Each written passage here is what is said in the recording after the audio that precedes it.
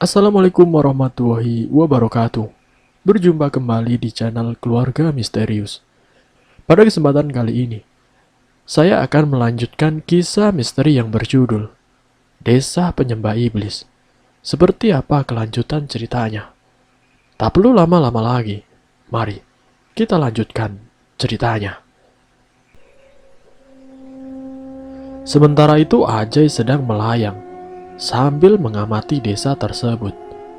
Desa ini sungguh aneh. Memang desa ini memiliki 9 keluarga, tetapi rasanya sangat sepi dan tidak memiliki aktivitas. Ia tidak menemukan seorang pun dari luar dan mencoba untuk masuk ke dalam rumah untuk melihat-lihat. Ajay masuk ke dalam rumah yang paling dekat dengan homestay-nya. Terlihat seorang wanita sedang menjahit pakaian, lebih tepatnya sebuah baju dengan bahan kain kafan. Tentu saja melihat hal tersebut, raga asli Ajay merinding di dalam kamar, membuat Andis dan Tama saling bertatapan. Ajay pun lanjut masuk ke rumah berikutnya. Di sana ada seorang suami istri yang sedang sibuk dengan sesuatu. Istrinya sedang memasak dan suaminya sedang duduk bersemedi. Ia membakar kemenyan sambil berkomat-kamit. Ini orang-orang pada ngapain sih? Lanjut kepada rumah ketiga. Di sana ada seorang anak kecil yang sedang berendam di bak mandi. Bak itu berisi kembang 7 rupa. Sementara ibunya duduk bercermin sambil bersinden dengan nada yang lirih. Namun ada kesamaan pada setiap rumah. Ada sebuah hiasan dinding berupa foto besar di sana. Seorang wanita dengan pakaian adat Jawa yang menurut Ajay cukup membuatnya bergidik ngeri. Ajay pernah melihat beberapa hiasan rumah dengan foto Nyi Roro Kidul. Ya, kurang lebih seperti itu, tetapi dengan wanita yang berbeda. Ketika Ajay masuk ke dalam rumah yang selanjutnya, Ajay lagi-lagi dikejutkan dengan seorang sepuh yang sedang duduk di tengah ruangan. Ia dikelilingi lilin-lilin yang menyala dengan pola pentagram terbalik. Pengabdi setan. Orang itu menoleh ke arah Ajay. Ketika mendengar umpatan dari Ajay, hal itu membuat Ajay merinding hingga tubuh rohnya. Mata mereka bertatapan. Orang itu adalah Kinaryo, seorang kakek-kakek yang dipercaya memiliki kesaktian di desa Sanga ini. Ia mengarahkan tangannya pada Ajay, lalu melakukan gerakan menarik. Perlahan Ajay seperti tertarik ke arahnya. Kinaryo hendak menangkap roh Ajay, tetapi Ajay berusaha melawan. Ia mencoba keluar dari rumah itu, tetapi ada sebuah tabir gaib yang menyelimuti rumah itu, membuat Ajay tidak bisa keluar. Ajay memfokuskan energi pada satu titik di telapak tangannya, lalu memukul perutnya sendiri, hingga raganya batuk dan terpental. Seketika itu Ajay tersadar. Desa ini gokil, kita semua akan mampus, ucap Ajay ketika baru saja terbangun. Ajay menceritakan semua yang ia dapati ketika dalam mode astral kepada Andis dan juga si Tama. Kicau gagak yang bertengger di pepohonan menandakan bahwa waktu sore telah tiba. Dirga tidak kunjung kembali, membuat Trimas getir itu terlihat getir. Dirga tidak kunjung kembali. Tidak beres ini, pasti ada sesuatu yang sedang terjadi, ucap si Andis. Kita harus memeriksanya. Gantian, gue sudah kapok, sumpah. Itu kakek ngeri sekali. Dia pasti mengenali mukaku, balas si Ajay. Tam, Tidak ada pilihan lain. Cuma lu harapan kita. Andis menatap Tama dalam-dalam. Sementara Tama memincingkan matanya sambil menggeleng. Lu aja sono. Jangan nyuruh-nyuruh orang, Dis. Ucap si Ajay. Ya maksud gue kan Tama bisa keliling sambil memegang apaan gitu. Dia bisa lihat rekam jejak Dirga seenggaknya. Terlalu banyak objek. Lu tahu sendiri kan, Tama kalau terlalu lama memegang objek bakalan ngeluarin darah. Tama sendiri memang merupakan seorang psikometri. Ia mampu menggali informasi serta berkomunikasi dengan objek atau benda apapun di sekitarnya. Ketika menyentuhnya menggunakan tangan telanjang, kondisi ini memungkinkan karena pada setiap benda itu juga terdiri dari susunan atom yang telah membentuk kumpulan molekul. Molekul yang ada di benda padat, gas ataupun cair, memiliki getaran yang menghasilkan sebuah gelombang yang khusus. Kemudian kumpulan molekul serta atom itu dapat merekam sebuah peristiwa. Dari rekaman itulah, sang psikometri dapat menggali informasi masa lalu objek tersebut serta membaca gejala sebuah peristiwa. Tama beranjak dari duduknya. Ia mencoba untuk memberanikan dirinya yang sebenarnya sangat takut. Seandainya gua yang ada di posisi Dirga, tanpa pikir panjang, Dirga pasti nyariin gua. Melihat si orang yang paling penakut di antara mereka mendadak berani demi seorang sahabat, Andis dan Ajay meneguk ludah. Sebenarnya Andis hanya membuat alasan saja agar dia tidak keluar untuk mencari. Namun melihat si Tama, ia tidak bisa tinggal diam. Tidak mungkin ia membiarkan Tama keren seorang diri. Jay, iya, gue paham. Lu gak mau kalah kan? Gue pun juga. Ajay pun kembali mencoba melakukan astral projection. Dis, jaga raga gue, apapun yang terjadi. Kalau lu dalam bahaya, bunyikan lonceng ini. Ajay melemparkan sebuah lonceng pada Andis. Gue yang akan bimbing Tama memakai telepati satu arah. Kemudian mereka bertiga akhirnya bergerak. Tama mengenakan jaket hitamnya, langsung menuju gerbang dan mencoba untuk mencari tahu sesuatu tentang hilangnya si Dirga. Sementara itu Ajay melanjutkan masuk ke rumah berikutnya, tetapi dengan tingkat kewaspadaan yang lebih besar. Di dalam rumah kelima, tidak ada seorang pun, namun ada sebuah tabir gaib yang menyelimuti satu ruangan. Entah sepertinya tabir itu dibuat untuk menghalangi Ajay untuk masuk, atau sebaliknya, menghalangi sesuatu keluar dari dalam sana. Ajay mencoba memfokuskan dirinya. Ia memikirkan sebuah pedang, lalu memadatkan energi di sekelilingnya, membentuk sebuah pedang astral. Pedang itu tidak bisa melukai manusia, tetapi cukup mujarab untuk melawan makhluk astral lainnya. Ajay menebas tabir gaib itu hingga hancur lebur, lalu masuk ke dalam sana. Anak-anak yang sedang KKN menatap Ajay yang baru saja masuk. Mereka semua terlihat bersedih. Kalian juga sudah mati? Tanya seseorang pada Ajay. Mati? Ajay memincingkan matanya. Ia menunjukkan benang perak yang menghubungkan antara roh dan juga raganya, menandakan bahwa ia masih hidup, dan hanya rohnya saja yang bergentayangan. Bagaimana keadaan Tama? Tanya seorang gadis manis. Sinta. Menyadari bahwa orang-orang ini mungkin sudah mati, Ajay mulai bertanya-tanya. Apa yang terjadi? Purnama, jawab Sinta. Setiap purnama datang, Desa Sanga membutuhkan tumbal untuk bertahan hidup.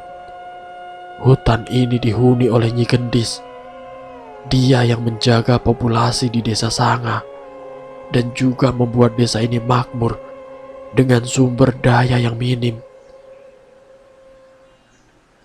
Sebagai gantinya, penduduk membunuh tamu yang berwisata untuk dipersembahkan kepada Nyi Gendis.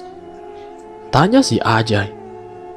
Iya, satu persatu dari kami meninggal untuk sesembahan tersebut. Kami tidak bisa keluar dari hutan ini karena Nyi Gendis selalu memperbudak arwah-arwah yang mati sebagai tumbal. Aku sudah berusaha memperingati Tama dan juga kalian, tetapi sekarang sudah terlambat. Nyi Gendis memasang tabir gaib di area hutan. Kalaupun kalian bisa menyeberang, kalian akan kembali pada titik yang sama. Ajay kini memfokuskan dirinya. Ia mencari keberadaan si Tama dan memberikannya informasi yang ia ketahui. Di sisi lain, Tama menghentikan pencariannya. Ia menatap Mas Pandu yang datang membawakan makan malam untuk mereka. Melihat Mas Pandu, Tama merinding. Ia memutar kembali tubuhnya. Kalian sudah tahu ya? Tanya Mas Pandu, membuat Tama menghentikan langkahnya. Karena kalian anak baik, aku akan ajukan penawaran. Tama memutar tubuhnya. Cukup berikan seorang di antara kalian, dan kau bisa menyelamatkan 3 nyawa tersisa. Ucap Mas Pandu menyeringai. Datang bersama, pulang pun harus bersama. Tidak akan ada yang tertinggal di sini. Jawab si Tama. Oh begitu. Pandu memberikan isyarat dengan kepalanya, membuat Tama menoleh ke belakang. Sebuah balok menghantam kepalanya, hingga membuat Tama tidak sadarkan diri. Radar Tama menghilang dari deteksi si Ajay, membuat Ajay menoleh ke arah gerbang utama. Tama dalam bahaya, tutur Ajay yang perlahan membuka matanya. Andis bergegas untuk mencari si Tama. Hati-hati, kita semua bisa saja mati di sini. Ajay kembali menutup matanya dan kembali dalam wujud rohnya. Ia melanjutkan investigasi menuju rumah berikutnya, hingga berada pada rumah terakhir. Ajay tidak menemukan sosok Dirga dimanapun. Hal itu membuatnya putus asa dan terbang menuju hutan dengan kecepatan tinggi, berharap menemukan Dirga di suatu tempat. Dirga, bangun nak. Seorang wanita membangunkan si Dirga. Kini Dirga membuka matanya. Ia terduduk menatap langit yang mulai gelap. Sebuah paha menjadi bantalannya. Dirga menatap wajah wanita itu. Ibu. Dinda tersenyum menatap putranya. Apa aku sudah mati, Bu? Tanya si Dirga. Sementara Dinda hanya menggelengkan kepalanya sebagai jawabannya. Aku harus bergegas, Bu. Mungkin aku dalam bahaya, atau teman-temanku yang dalam bahaya. Dirga hendak bangkit, tetapi Dinda menahannya. Ibu rindu kamu, nak. Jangan pergi. Aku juga kangen, Bu. Tapi ini penting. Nyawa kami semua taruhannya, Bu. Kamu akan baik-baik saja, nak. Begitu pula Fajar, Andis dan juga si Tama. Selama makhluk itu masih ada, kita semua tidak baik-baik saja, Bu. Setelah ini selesai, aku akan menemui ibu. Dirga, ibu rela mati demi menggantikan posisi kamu sebagai tumbal di keluarga kita. Kamu pun harus merelakan mereka demi ibu, nak. Dirga terlihat getir, Tatapannya mulai sendu. Di satu sisi ia merasa bersalah karena kematian ibunya, yang seharusnya tidak mati pada malam itu. Namun karena menyelamatkan dirinya dan Tirta, Dinda menjadi tumbal keluarga Martawangsa. Sebuah pedang menancap di kepala Dinda. Apapun itu bukan ibu kamu. Pergi, kita butuh pemimpin. Ajay datang dengan sorot mata yang tajam, menatap ibunda si Dirga. Ajay membuat pedang kembali menggunakan energi di sekitarnya. Tabir gaibnya sudah aku hancurkan. Pergi. Dirga melepaskan genggaman ibunda sambil sesekali menatapnya. Kemudian ia memejamkan matanya dengan sedikit air mata sembari berlari lurus ke depan. Ajay mengarahkan pedangnya pada sosok di hadapannya. Jangan coba-coba menghasut pemimpin kami. Wanita itu menyeringai. Kalian terlambat.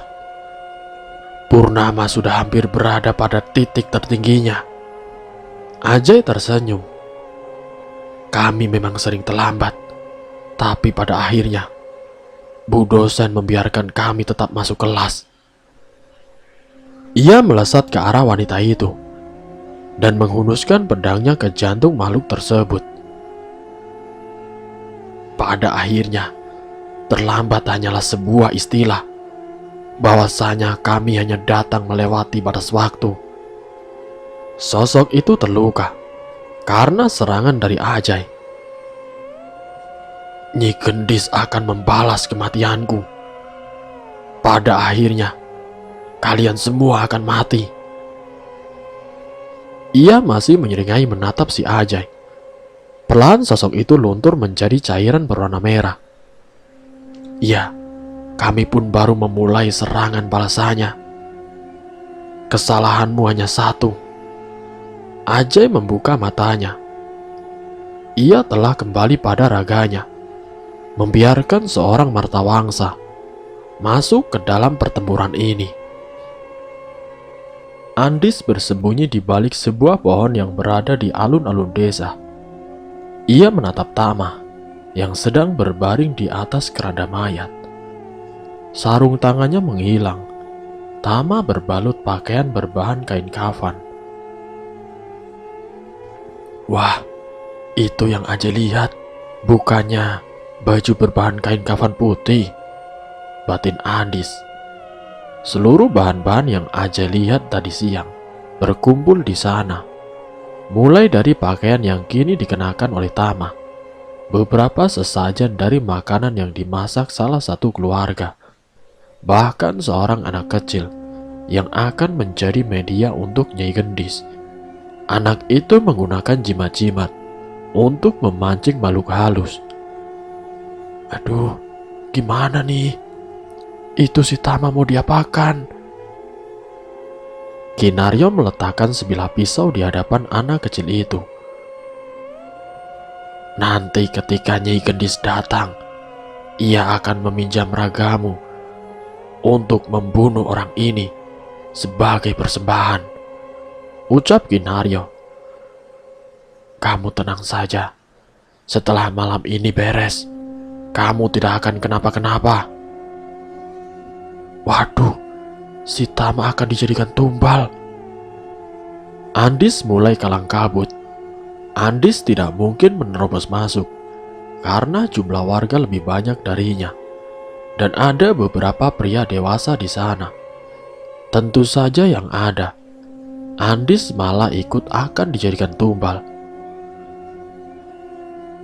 Suasana tiba-tiba mencekam. Angin seakan berhenti berhembus. Terdengar suara gamelan dari arah gerbang. Nyai Gendis dan pasukannya telah memasuki area hutan.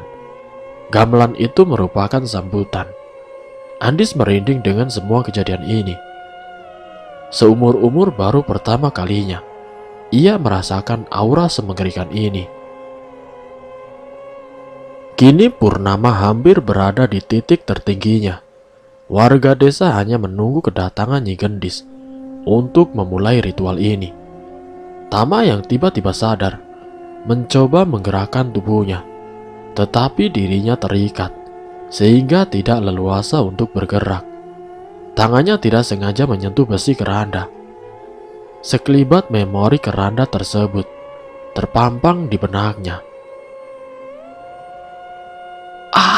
Apa ini? Tama mendadak histeris. Bukan karena ia takut sebagai calon tumbal, melainkan ia melihat banyak sekali nyawa yang harus terenggut di atas keranda itu. Salah satu korbannya adalah si Sinta. Sakit, sedih, marah, takut, semua emosi bercampur menjadi satu. Warga menjadi panik. Pasalnya belum pernah ada orang yang sampai segitunya ketakutan. Tama tidak memohon pengampunan seperti orang-orang sebelumnya. Ia hanya tidak tahan melihat kisah tragis itu terus-menerus tampil di dalam pikirannya. Hingga pada satu titik, ia terdiam dengan nafas terengah. Keringatnya bercucuran. Ada darah yang keluar dari hidungnya. Tama lemas kehabisan tenaga. Sementara Andis mengepal keras tangannya. Ia tidak tahan melihat Tama yang tersiksa seperti itu. Warga mulai heran. Mengapa Nyai Gendis belum juga muncul? Padahal gamelan gaib itu sudah berbunyi. Biasanya Nyai Gendis akan muncul tidak lama setelah gamelan dibunyikan. Malah kini lampu desa tiba-tiba saja mati, kemudian menyala kembali. Hal itu terjadi hingga satu persatu lampu di desa menjadi pecah. Penerangan di desa mati total, termasuk lilin-lilin yang mereka gunakan sebagai ritual. Angin kembali berhembus. Siluet seorang yang sedang menari tari topeng Malangan terlihat dari arah gerbang. Sekilas tarian tersebut mirip dengan wayang orang. Si penari menggunakan topeng.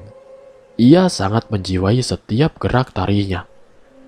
Guratan berbentuk kurva tercetak di pinggir bibir Andis. "Dis, lu dengar gue?" Suara itu terdengar di dalam pikiran si Andis. Itu adalah suara Ajay yang menggunakan telepati satu arah. "Gue sedang bebasin Dirga. Gue mati-matian bebasin Dirga yang ditahan dalam tabir gaib. Sekarang pun gue sendirian, nahan ratu hutan ini sendirian, biar tidak masuk ke desa. Lu bisa bantu gue. Biarkan Dirga yang urus Tama." Oke Jay, baik." Andis pun berjalan menuju gerbang depan. Ia keluar dari persembunyiannya dan berjalan melewati Dirga. "Jangan biarkan Tama tergores, barang sehelai rambut pun." Salah seorang warga yang melihat Andis langsung berteriak, "Yang satunya mau kabur, kejar!" Dirga tersenyum dari balik topeng. "Kalau gitu, tahan ratunya selama mungkin." Dalam waktu seperkian detik, Dirga menghilang dari tempatnya berpijak, membuat para warga desa tercengang sambil mencari keberadaannya. "Lihat ke arah mana?" bisik Dirga dengan lirih, membuat warga yang ia tuju bergidik ngeri. Teriakan itu terdengar, membuat warga menjadi was-was. Salah satu dari mereka terkapar di tanah. Dirga menghilang kembali dari pandangan mereka. "Apa yang terjadi?" teriak Mas Pandu. "Berdebah penyembah iblis, kalian berurusan dengan orang yang salah," ucap Dirga yang berdiri di salah satu atap rumah. "Tumbal menumbal tidak akan membawa perubahan apapun. Selamanya kalian hanya tenggelam dalam tradisi yang bodoh." Dirga mengepal tinjunya sekeras mungkin. "Terimalah kemarahan mereka yang kalian bunuh, mengatasnamakan demi kebaikan desa." Ia melesat ke arah Pandu dan langsung menghajar ulu hatinya. Pandu terhentak ke belakang sambil memuntahkan makan siangnya. Setelah itu sosok Dirga menghilang kembali. Para warga desa sangap, seperti sedang berhadapan dengan hantu. Sementara itu roh Ajay berdiri di belakang garis yang ia buat dari garam kasar. Setelah menyelamatkan Dirga, Ajay kembali pada raganya. Secara diam-diam, ia membangun benteng pertahanan menggunakan garam kasar yang diyakini mampu menahan makhluk halus. Kemudian ia kembali bersembunyi dan melakukan astral projection kembali. "Kamu belajar dari mana tentang beginian?" tanya Andis yang baru saja tiba. Ia menatap garis yang Ajay buat menggunakan garam kasar. "Jurnal Sagara," jawab Ajay. "Apa itu?" Andis memincingkan matanya ketika merasa marganya disebut. Garam-garam penghalang mulai bertebangan karena angin malam, melemahkan segel yang melindungi mereka semua dari bahaya yang bukan main-main. Kemerincing suara lonceng terdengar dari arah jembatan yang rusak. "Dia datang," tutur Ajay sambil membuat pedang astral menggunakan Atma. "Andis, konsentrasi, dia datang." Samar-samar terlihat kereta kencana yang ditarik 3 kuda tanpa kepala, dengan puluhan rombongan setan yang mengikuti kencana itu. Ajay mencipratkan 100 pedang menggunakan Atma, lalu menggerakkan tangannya ke depan. Seketika itu pula, ratusan pedang miliknya melesat menghujani pasukan Nyi Gendis, menyisakan 1 kusir dan kereta kencana utama. "Energi gue habis, Dis. Sisanya gue serahin pada lo." Ajay menghilang dari pandangan Andis. Ia kembali pada raganya dan tertidur karena lelah. Astral projection memang menguras banyak tenaga, apalagi sampai harus menggerakkan 100 pedang astral. "Ya, bagus. Minionnya diberesin. Raja terakhirnya dikasih ke gue," gerutu si Andis. "Mau bertukar tempat?" Suara itu terdengar dalam pikiran Andis. Kali ini bukan Ajay, melainkan sesuatu yang jahat yang bersemayam dalam tubuh Andis. "Tidak akan pernah terjadi," jawab Andis dengan tegas. "Terserah, kau hanya perlu mengingat ini. Sekarang cuma aku harapan kalian berempat." Bocah dengan topeng tumenggung itu memang kuat, tetapi belum sepadan dengan makhluk yang berada di hadapanmu. Kereta kencana sudah melewati jembatan itu dengan melayang. Kini jaraknya hanya berkisar beberapa meter saja dari posisi Andis. Jika dia masuk, selesai kalian semua. Semua orang berusaha, kecuali dirimu. Kau hanya orang yang tidak berguna, yang membawa petaka pada ketiga temanmu. Setidaknya, bertanggung jawablah sedikit. Jual sedikit jiwamu padaku, demi mereka yang hampir kau buat celaka itu. Andis tahu itu. Ia yang paling paham tentang situasi saat ini. Bahkan dirinya tidak mampu untuk menyelamatkan Tama yang berada di atas keranda mayat. Ia juga tidak berani keluar untuk mencari si Dirga, lalu membiarkan si Tama dan juga si Ajay yang mencari. Di saat Ajay sibuk menghabisi pasukan Nyi Gendis, Andis hanya bertingkah bodoh dengan mencari sesuatu di internet. Ia sama sekali tidak ada gunanya di sini. Hanya seorang pria yang mengajak teman-temannya berwisata dan membiarkan mereka menjadi tumbal iblis. "Jual jiwamu padaku, atau kalian berempat menjadi pengikut sampah di dalam kereta kencana itu. Pilih." "Baiklah." Andis merendahkan posisinya dengan wajah yang getir. Pandangannya sayu menatap tanah tempatnya berpijak. Sosok dalam dirinya menyeringai. "Seru, dan pujalah namaku." Mata kanan Andis berubah menjadi hitam pekat dengan pupilnya yang berwarna putih. Andis kemudian menarik cambuk api dari punggungnya. "Segoro Geni, 1, 2, 3."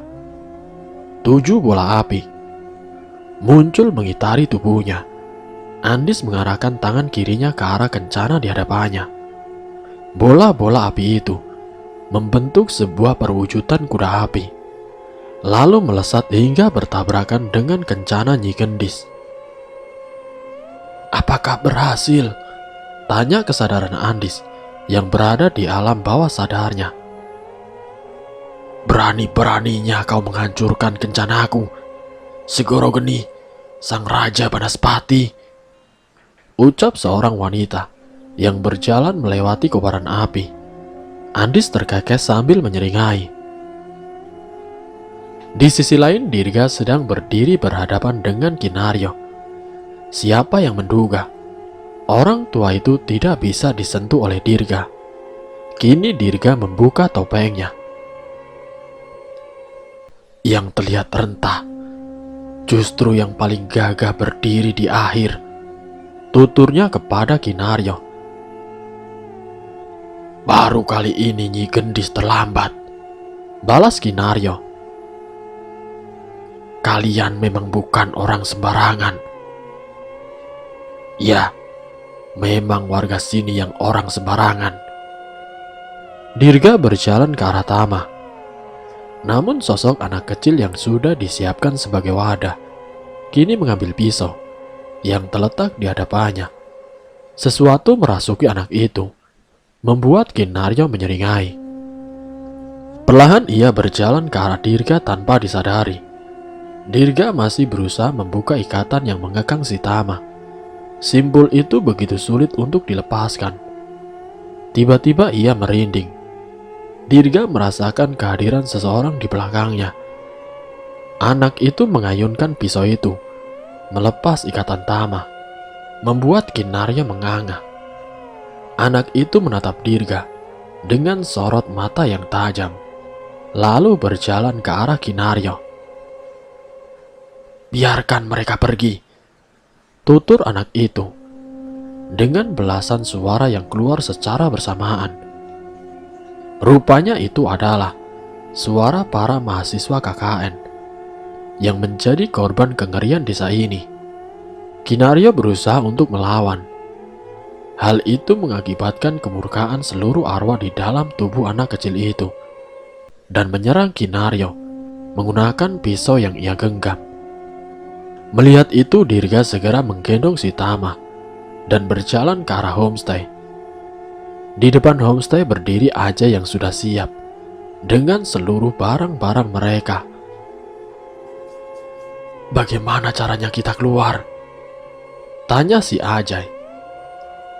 "Hutan ini tidak aman, mengingat wilayah tersebut adalah kekuasaan Nyi Gendis. Satu-satunya akses yang paling aman hanya jembatan di depan. Itu pun masih ada sekitar 1 kilometer untuk bisa keluar dari area hutan. Jembatan itu hancur, ditambah Nyi Gendis ada di depan sana." "Andis bagaimana?" tanya si Dirga. "Entahlah, yang jelas dia bisa menahan pergerakan Nyi Gendis." Warga desa bangkit kembali. Pasukan Nyi Gendis merasuki mereka. Kini seluruh warga menatap ke arah Dirga, Ajay dan juga si Tama. Tama tiba-tiba saja terbangun. Ia mencoba untuk turun dari punggung Dirga. "Tam, lu gak apa-apa?" tanya Dirga. "Aku cuma sedikit kelelahan." "Lari, tinggalin semua barang-barang kita." Ajay dan Tama menatap ke arah Dirga. "Seenggaknya kita harus melompati jembatan itu. Bobot kita harus seringan mungkin." "Lompat? Lu gila? Pikiran lu hilang." Ajay tampak tidak setuju dengan Dirga. "Kalau kita jatuh mati, Dir," tidak jatuh pun kita bakalan mati, balas si Dirga. Sekarang kalau ada rencana yang lebih baik, silahkan utarakan depan gue. Ajay dan Tama hanya terdiam. Lari sekuat mungkin, suruh Andis ikut, terus lompat sekuat yang kalian bisa. Sisanya serahkan pada gue. Dirga berjalan ke arah kerumunan warga yang kesurupan massal. Mereka sedang berjalan ke arah Dirga dan juga kawan-kawannya. Sementara, gue akan menghambat yang di sini. Ia mengenakan tumenggungnya kembali. Ajay meneguk ludah. Begitupun dengan Tama. Tapi mereka hanya bisa percaya pada Dirga. Kini mereka mengambil anjang-anjang untuk berlari. Ajay memberikan telepati pada Andis. Kita akan lompat ke seberang. Lu siap-siap ambil anjang-anjang. Kita akan lompat sama-sama. Satu untuk semua. Satu untuk satu. Andis yang sedang duduk di dalam alam bawah sadarnya kini beranjak. Ia mengambil kesadarannya secara paksa dari Segoro Geni. Bocah gila, pekik Segoro Geni yang sedang bertarung dengan Nyi Gendis. Andis mencambuk tanah sehingga debu mengepul di udara. Cara klasik, ucap Nyi Gendis yang kehilangan pandangan atas Andis. Andis memasang anjang-anjang untuk berlari. Begitu Ajay dan Tama melewatinya, Andis ikut berlari sejajar dengan mereka berdua. Mereka berlari hingga keluar dari kepulan asap debu, mengelabui Nyi Gendis. Kami lompat, ucap Ajay memberikan telepati pada Dirga. Dirga merendahkan posisinya, mengambil anjang-anjang berlari. Ia memadatkan atma di kedua otot kakinya, lalu memanipulasi aliran listrik di dalam tubuhnya. Listrik di dalam tubuh berperan untuk mengatur berbagai fungsi organ, mulai dari otak hingga jantung. Listrik di dalam tubuh berasal dari 3 elemen utama, yaitu proton, elektron, dan juga neutron. Proton mengandung muatan positif, elektron mengandung muatan negatif, dan neutron mengandung muatan netral. Kini aliran listrik berkumpul di engkel kakinya. Dirga mulai bergerak, mengambil langkah pertama dengan tanah yang sedikit retak menahan tekanannya. Braja, sosoknya menghilang, diikuti kilatan listrik berwarna putih. Sementara itu Ajay, Tama, dan Andis melompat sekuat yang mereka bisa. Namun langkah mereka tak mampu menuntunnya ke sisi seberang. Kini dalam tayangan lambat, mereka melayang di udara sambil perlahan turun karena kehabisan daya kecepatan. Mampuslah kita, gumam si Andis. Lalu tiba-tiba, Dirga muncul di belakang mereka semua.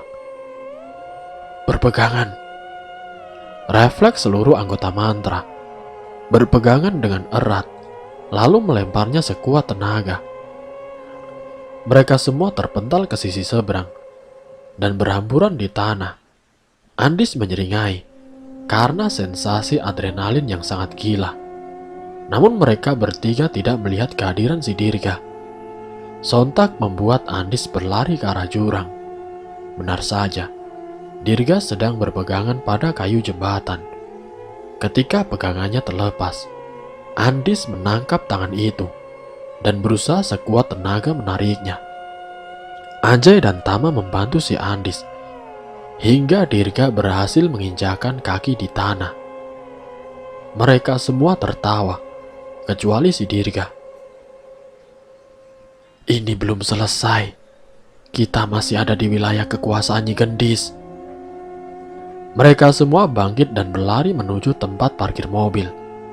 Suara gamelan yang sempat menghilang tiba-tiba terdengar kembali. Andis menoleh, matanya terbelalak, mendapati warga desa yang entah bagaimana caranya mengejar hingga menyeberang sisi. Gila, Ini gila. Kita dikejar zombie. Jangan menoleh. Fokus ke depan. Teriak si Dirga. Tidak ada satupun yang tidak kelelahan. Baik Dirga, Andis, Tama, dan juga si Ajay. Mereka sudah sampai pada batasnya. Bangkai. Dirga tiba-tiba menggerutu. Kenapa, Dir? Tanya si Ajay. Kunci mobil. Ah, mampus. Percuma kita kabur kalau begini. Semua menunduk lemas. Namun Andis malah tersenyum. Serahin semua sama si Raja Kabur. Ia mengeluarkan kunci mobil dan melemparnya pada Dirga. Dirga menangkap kunci mobil itu, seraya dengan memasang tumenggung. Ia menghilang dari pandangan teman-temannya. Sementara Andis, Ajay, dan Tama berpacu dengan waktu. Dirga kini berada di dalam mobil. Ia menyalakan mesin dan menginjak gas mundur dengan kecepatan yang cukup gila. Sengaja ia buka pintu tidak terlalu lebar agar teman-temannya bisa masuk tanpa harus membuang waktu. Dari kaca depan, terlihat Tama yang paling mencolok berada di depan, diikuti Andis dan Ajay. Dirga mengeluarkan kepalanya melalui jendela yang terbuka. Langsung masuk. Dirga menarik tuas rem sehingga mobil berhenti total. Ketika temannya masuk ke dalam mobil, Dirga melepaskan tuas rem dan langsung menginjak gas hingga tidak tersisa. Kini Dirga melaju menerabas jalur hutan. Mereka masih belum aman. Kencana Nyi Gendis berada tepat di depan mereka. Melaju sejalur dengan mobil Dirga. Dirga, teriak Andis yang panik. Kau ingin adu banteng? Maka itu yang kau dapatkan. Dirga menaikkan gigi mobil dan melesat dengan kecepatan tinggi. Bersikir. Ayo, kalian bersikir. Teriak Dirga yang tidak putus mengucap kalimat-kalimat zikir. Andis, Tama, dan Ajay menutup mata ketika kencana Nyi Gendis beradu dengan mobil mereka. Guncangan yang cukup dahsyat mulai mereka rasakan. Dirga tidak menutup matanya. Ia tetap fokus mengendarai mobil dengan kecepatan tinggi. Namun ia cukup terkejut dengan kehadiran Nyi Gendis yang duduk di kursi belakang mobil. Sial, gumamnya sambil memukul klakson. Ketika Nyi Gendis hendak meraih salah satu dari ketiga anggota yang berada di kursi tengah, kehadirannya menghilang. Roh para mahasiswa KKN menarik Nyi Gendis keluar dari mobil. Dirga sudah paham. Para arwah-arwah itu berharap ia dan teman-temannya akan kembali membawa pertolongan untuk mencari jasad-jasad mereka dan menguburkannya secara layak. Dirga pun berjalan untuk melakukan hal itu dan berniat untuk membawa pihak berwajib untuk melakukan investigasi. Setidaknya Dirga tahu unit khusus milik kepolisian dan akan selalu membantunya perihal kasus-kasus mistis. Kini mereka berhasil keluar dari desa penyembah iblis dan hutan anggar itu. Mobil mereka melaju di jalan utama. Dirga mengambil sebatang permen lollipop, lalu menikmati manisnya kemenangan. Andis, Tama, dan Ajay tertidur di kursi tengah. Dirga memasang lagu untuk menemani malamnya yang panjang, bermandikan cahaya bulan yang sadu. Dan selesai. Itulah kisah misteri yang berjudul Desa Penyembah Iblis. Semoga dari kisah ini kita harus berhati-hati lagi. Apapun yang terjadi, tetaplah meminta pertolongan kepada Allah. Semoga kita semua selalu dalam lindungannya. Terima kasih untuk kalian yang sudah mampir di channel kami. Jika kalian tertarik dengan video kami, silakan tekan tombol like, share, dan komen. Tekan subscribe untuk mengikuti video-video kami yang selanjutnya. Wassalamualaikum warahmatullahi wabarakatuh.